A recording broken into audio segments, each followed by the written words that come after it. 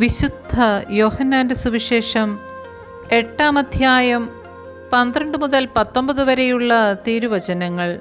യേശു ലോകത്തിൻ്റെ പ്രകാശം. യേശു വീണ്ടും അവരോട് പറഞ്ഞു, ഞാൻ ലോകത്തിൻ്റെ പ്രകാശമാണ്. എന്നെ അനുഗമിക്കുന്നവൻ ഒരിക്കലും അന്ധകാരത്തിൽ നടക്കുകയില്ല, അവന് ജീവൻ്റെ പ്രകാശമുണ്ടായിരിക്കും. അപ്പോൾ ഫരിസിയർ പറഞ്ഞു, നീ തന്നെ നിനക്ക് സാക്ഷ്യം നൽകുന്നു, നിന്റെ സാക്ഷ്യം സത്യമല്ല. യേശു പ്രതിവചിച്ചു, ഞാൻ തന്നെ എനിക്ക് സാക്ഷ്യം നൽകിയാലും എൻ്റെ സാക്ഷ്യം സത്യമാണ്.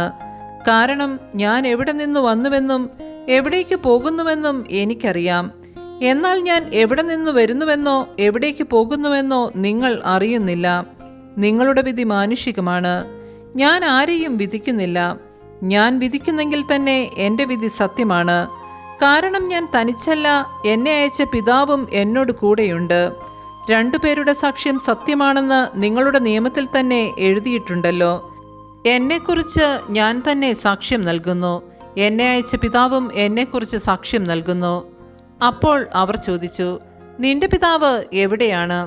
യേശു പറഞ്ഞു, നിങ്ങൾ എന്നെയാകട്ടെ എൻ്റെ പിതാവിനെയാകട്ടെ അറിയുന്നില്ല. എന്നെ അറിഞ്ഞിരുന്നുവെങ്കിൽ എൻ്റെ പിതാവിനെയും അറിയുമായിരുന്നു. നമ്മുടെ കർത്താവായ മിശിഹായ്ക്ക് സ്തുതി.